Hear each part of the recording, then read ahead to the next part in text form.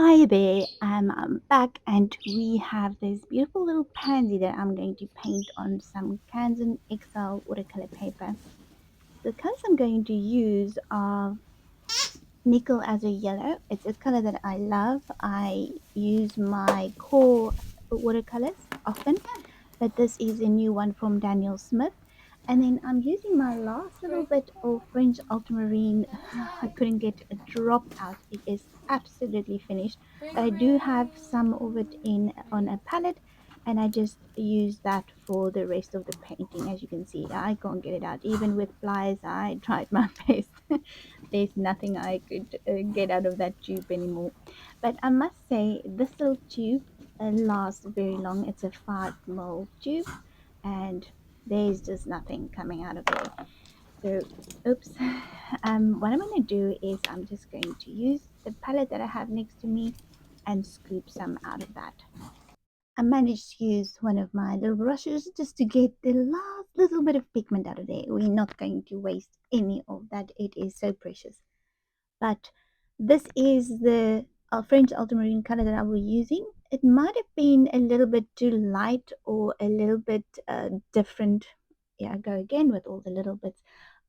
Okay, so it might be, you might have to use a different blue because I wouldn't say I'm absolutely happy with how the pansy turned out in the end because of the mixes, but I'm playing around because I'm hosting a watercolor class in our little village, our little fisherman's village, and I'm super excited about it. But this is the other color that I'm going to use, which is Rhodonite Genuine from. Oops, and my speaker or my mic just went dead. It's a Bluetooth one, so I always have to charge it. But I've done all the voiceovers for Patreon and obviously forgot to charge it overnight. But I'm back, and this is a Daniel Smith color, and it's a beautiful color. But there's a notice that there is it's a vehicle for so it says vehicle gum arabic, so there's a solution of that in. So now understand, when I layer, if you lift up some of the pigment, if that makes sense. I find that even if you paint very carefully and you don't necessarily want to lift out up the bottom layers, you do lift up some of the bottom layers even though you don't intend to. And I'm going to use this little flower palette of mine. Well, it's not a flower shape, but it's got a few more wells than the other ones, and I love this palette because it keeps your colors separate as well. Hi Sam. Sam's here by me while I'm doing the quick voiceover for this Pansy tutorial, while we're keeping an eye on a fire that we can see, and the smoke is very bad today. It's super windy here in the Cape today, and I can see that the wind is causing this fire to just blow all of the smoke now towards our other houses here in this little village that I live. But anyway, this is just a quick line drawing, and this is very easy. You can just see how I draw the little shape of the pansy. So this is the bottom petal and the inner center of the little pansy. I'm going to speed this up because I don't want you to see how many times I'm going to rub out, because that's what I do to get the shape right of this little pansy. I'm going to fix it quite often if I have to. But anyway, this is the shape that you basically want, and I'm going to use my patty eraser just to soften the little lines, but I'm going to keep it as dark as possible so that you can see what I'm doing. So the lines will be very dark, or not very dark, but a little bit dark enough. So I'm also going to test a new brush that I want to try for the tutorials that I'm going to do, or the classes that I'm going to host here in my little village. So this is a very reasonable brush because we want to use the brushes that are, so we want to keep the classes as reasonable as possible. And this is a brush from Prime Art, and I think it's a number 6 brush. And then I just dab out some of the pencil markings because I want the center to be as light as possible. And these are the colors. So that is the nickel as a yellow. I think this is how you pronounce the name, so I'm going to try my best to, if I'm wrong, then you can let me know and tell me how to pronounce names, but I think this is how you pronounce the names. And the nickel azure yellow is also from Daniel Smith, and it is also a very beautiful color. Let me just tell you what the pigment is, because the pigment I use this very often, and you can use any other pigment that's very similar. No transparent yellow is the same, but this is PY150. Yellow is a yellow that I use very often. I use the brush just to lift out some of the excess pigment. So if you dab it in some water and then on tissue paper, you can just remove the excess. It's easy to remove, and this brush is quite a nice brush. It's a synthetic brush, so it's not sable hair, and it like I said before, it's a very reasonable price. I'm going to wet this top part. I do notice that the pigment stays in the brush a little bit, so you have to make sure that you rinse it quite often. And this is the Canson XL pad that I'm going to use for this tutorial. So now we're going to use some of this beautiful color. This is the Rhodonigenian.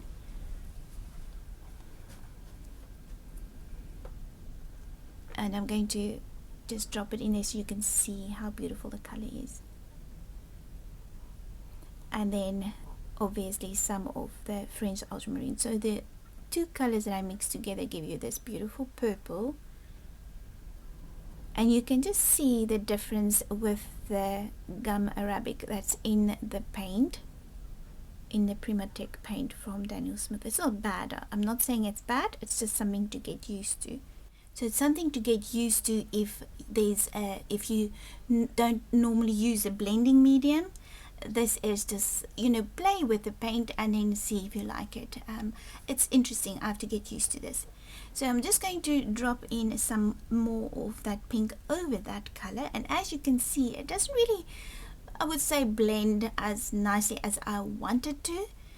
So I'm going to clean my brush in some water and try and lift out. Let's just see what it does while we're painting. I just want to see how it works with lifting, and as you can see, it sort of keeps the little lines as light as possible. So that I do like about this blending the gum arabic that's in the pigment. But other than blending over and layering, which I love to do because I love to layer my paints often, I love to let it dry and then I just layer with some more color over it. That is something that I will have to get used to. So let's go on to the next petal, see how that goes. Now I didn't wet the petal completely. I want to see what it does. So I want to use the paint and see how I'm going to be able to layer and teach with, for instance, this color. Will I use this color for classes? I'm not sure, but let's see how this turns out. So what a gum arabic does to your watercolors, it gives it it's supposed to give you additional control to your watercolors and allowing for a tighter control with less blooming when working wet in wet. Now, okay, if you work wet in wet, that's different, but I do start off painting wet on wet, but then I move on to a little bit more where I add where I wet a section, and then I will, for instance, just paint a specific part of a petal. So I don't paint only wet and wet. I like to use some dry brushing. I like to paint wet on dry, so I don't just use wet on wet. So it's just something to get used to. I'm going to move on to the next petal and see if I can maybe manage a little bit more on that side. What I do like is the nickel azure yellow is easy to paint with because obviously there's no gum arabic in there, and you can just see it's like that. I would say yes, when you paint wet and wet, this will work perfectly fine because you have a longer period for the paint to dry. But now when you want to move some of your pigment, that's where it gets a little bit more technical and it sort of glides over the paper, and you can just see like there when I try to move the paint. Now it lifts up some of the bottom layers, which is that it sort of dries like a glue, and then when you put your brush over there it sort of just lifts it up, and it's not necessarily what I want, but we'll carry on and finish this painting. It's interesting, you have to play with other mediums as well. Okay, so moving on to the next petal. Now this section I wet completely, so this is now totally wet on wet, and I drop in some of that pigment, and it's, as you can see, you have to move it around, and I can see it blends quite nicely, so I'm going to leave that. I'm not going to overdo that. I just want to check that petal if it's dry. So now I'm going to drop in another layer. I'm rather going to leave this left hand petal that I just painted to see.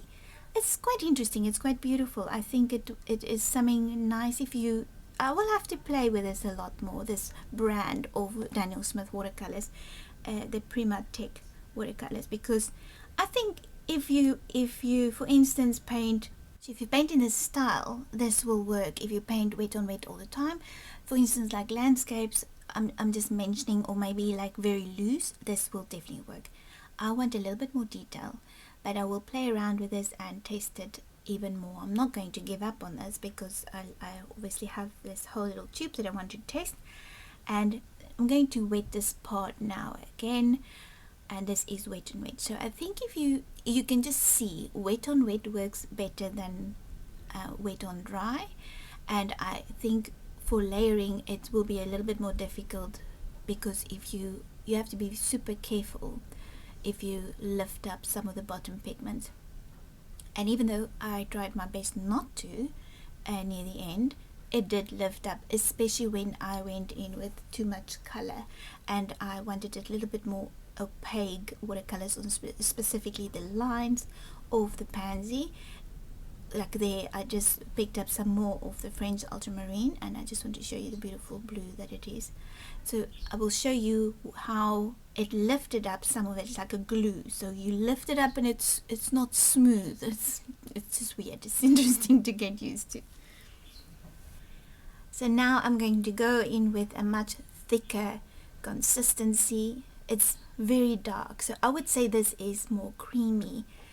There is a mix of this Prima Tech in there, because obviously there was pigment on my brush, and I will see if this is what I spoke about when I said it lifted it up, and you can just see, I must say it's very similar to that Kuretake brand of paint that I bought. It's got like a glue in it as well, and I found the same, so it dries. It's interesting if you're not used to it, that's all I can say. And you can see how I lift out some of that. So now I'm going to wet my brush, and I'm trying to smooth out some of those colors just a little bit more. And you can hear it's super windy here in our little village, and the fire is still burning. So I'm moving, and that I quite like that. I like what it does here on this part of the painting. So I think I'm going to leave that to dry now. Let's go into this part. So again, the paper is dry now. I'm trying to get into all of those sections there with the tip of my brush, and then just with the pigment, a little bit of water, and I dab it on my tissue paper. I want to soften it. I quite like how it blends, so that works very nicely. But again, this is just normal watercolors, and there's a tiny drop of this rhodonite genuine from Daniel Smith. So there's a tiny drop of the gum arabic in there, and I hope it's not going to lift it up too much, but we'll see. I want some of that color there. It's very thick. I'm not going to soften too much. I'll go back later if I have to. If I don't like it, I will just go back later with clean water and just soften it. So let's see how it goes. Now this is dry, and I want to darken it. That is also very nice. You can see. I'm going to turn the book around, and I want to get into this section here. Go around these little petals, darken it, and then I just pull out this paint towards the outer petal. Trying to get some smooth lines. This is just a quick practice mini tutorial. I want to test out quite a lot of paints with this class that I'm going to host, and I quite like that. So this is dry now. Obviously this video is sped up. It is summer here, so also take in consideration when it is summer, your paint and paper dries much quicker. When it's winter, it takes a longer time to dry. So you might have to use a hairdryer for drying your paints or watercolors during winter, or when it's humid, if you live near an area where it's very humid. Some days we have a lot of humidity and then my painting takes a lot longer to dry, but today it's quite windy and it's quite dry. We also live near the ocean and it also takes a little bit longer to dry. So just use a watery mix just to drop in some of that color, so it's very, very watery. And I'm going to go over this section now. I find this section, this petal, very hard to paint on, and then the bottom one, because there's a lot more of that pigment in. Bless you, Sam. And I'm just going to wet it, and you can see it sort of causes like a bit of granulation on the paper there, so it causes little dots and spots, which I'm not really a fan of, but I'm going to leave it for now and just see what it does. I want to drop in some of the blue on there as well, that blue purple mix. So this is completely dry, and I just want to pull out some of that towards the edge of the petal. This brush has a nice tip, but it does stain, so you have to use some soap to remove some of the excess pigment, and just pull it out like that. And I'm quite happy with this. Just going to, oops, soften that. I'll have to remove it. So just quickly take my brush, dip it in water, and I just move it out, clean it out. Now this is where I dip my brush in, which I normally do. I just soften those lines a bit because I don't want hard lines, and because there's that gum arabic in, I think I just lifted up some, maybe too much, because it just lifted out and caused like a weird effect. So if you mess anywhere in the paper, this paper is brilliant. It lifts out all the excess pigment very quickly. So it's a lovely paper to paint on. I can highly recommend it. I'm not sponsored by Kanzen at all. I'm not sponsored by any of these paints at all, brands. I bought the brands, or I was either gifted this from Prime Art, the Rhododendron and the Nickel Azoyeda, which I'm tasting. But the paper and the other paints are all my own. And you can, now I lifted up some, I picked up some water. And what I did was I wanted to soften those lines even more. And you can just see what I don't like is this is what it did on that whole section there. It sort of moved the paint. It moved the paint, and that is what I don't like. The minute I went over that, then it removed it completely. I should have just left it, but I didn't. Now I will have to go back later and drop in some more pigment, make sure that it's completely dry to fix that now, because I didn't want this to happen, but it happened. Okay, so I came back today because I let this painting dry completely, and what I'm going to do now is I'm just going to drop in a little bit more of that French ultramarine, and I wanted to see how this painting dried as well after a whole night of just resting and settling and whatever. So if you can see there, I will bring it up, put it up a little bit closer to the camera. I don't like what happened there, so it lifted out too much of that paint. So I would suggest, if you put in your darker layers, leave it and don't even soften it at all. I'm going to pick up some more of this ultramarine,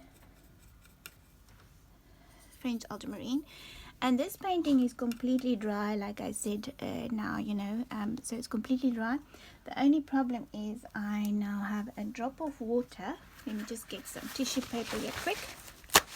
I touched it with my wet brush, and I don't necessarily want to, you know, paint over wet on wet at this stage. I want to go in with this dark mix just to finish it up.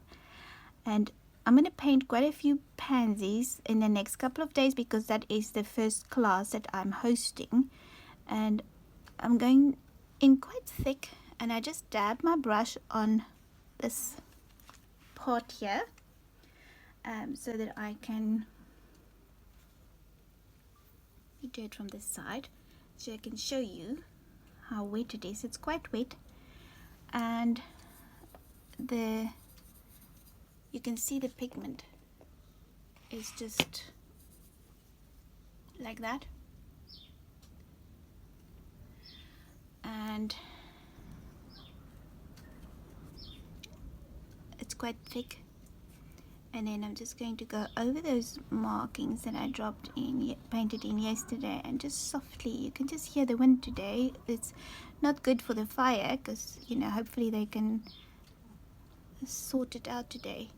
But if you go in with a very thick layer, I would just dab it on, because I find if you sweep, you lift out some of that color, and I don't think that's what I want.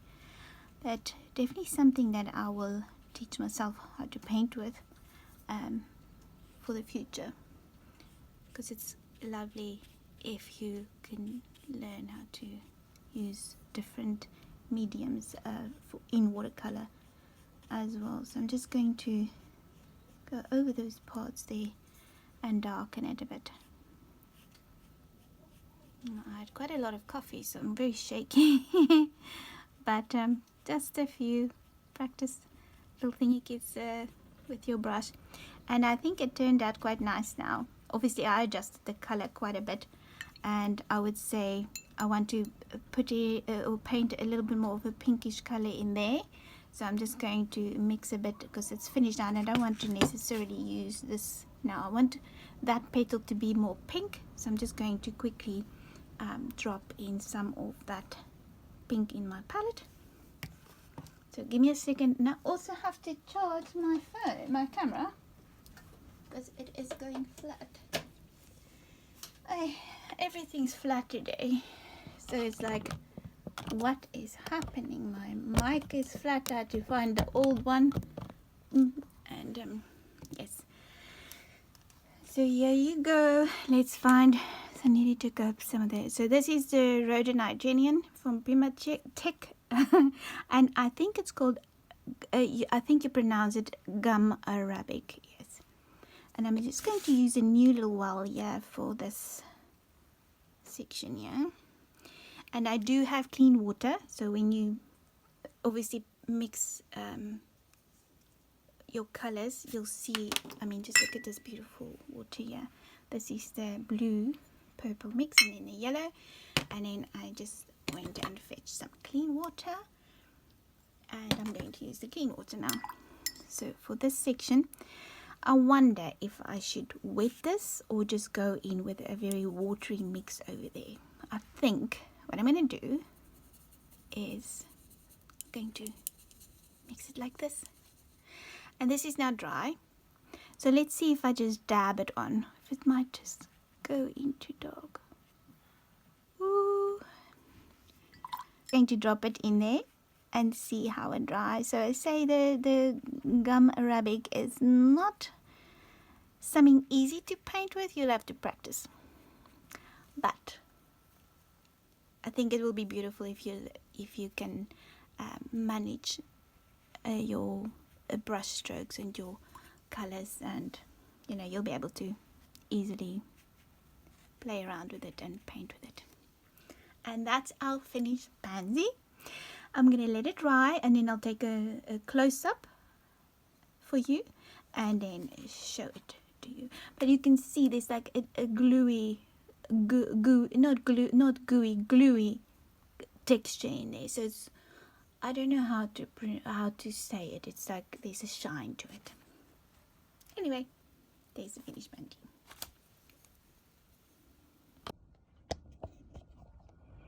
And these are the beautiful little sweet peas from my garden. Just look at these colors. I think with this paint that I spoke about, it will actually paint this very nicely. Just smooth little lines, and then I will wait for it to dry completely, the paint, and maybe come back the next day with another dry layer. I wouldn't paint wet on wet to paint in all of those little vines that are there, those little lines that you can see. I think this paint will really paint this very beautifully. Just look at that, gorgeous colors. And this is our finished little pansy. Interesting little detail there with that paint.